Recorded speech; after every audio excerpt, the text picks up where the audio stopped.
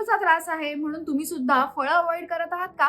नमस्कार, मी डॉक्टर रुचा, तुमची आवडती आयुर्वेदिक डॉक्टर. कसं असतं ना, तुम्ही कुठलं फळ चॉईस करताय हे खूप महत्वाचं असतं. कारण जेव्हा तुम्हाला डायबिटीस असतो तेव्हा डायबिटीसचं एक साधं औषध म्हणजे तुरट रस.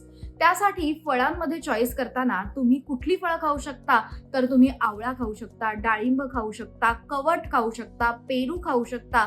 अशा फळांचा समावेश तुम्ही करू शकता. आयुर्वेदानुसार महत्त्वाचं फळ म्हणजे जांभूळ, त्याचं सेवन तुम्ही नक्की करू शकता. पण त्याचबरोबर तुम्ही आंबा, केळं किंवा चिकू, सीताफळ ह्या फळांना थोडंसं वर्ज्य करू शकता किंवा कधीतरी खाऊ शकता.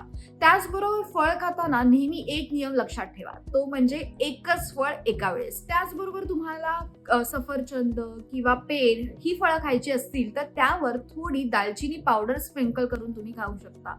पण काही नियम नक्की तुम्ही लक्षात ठेवा की रात्री फळं खायची नसतात. त्याचबरोबर 4-5 फळं एकत्र खात असाल तर ते अवॉइड करा.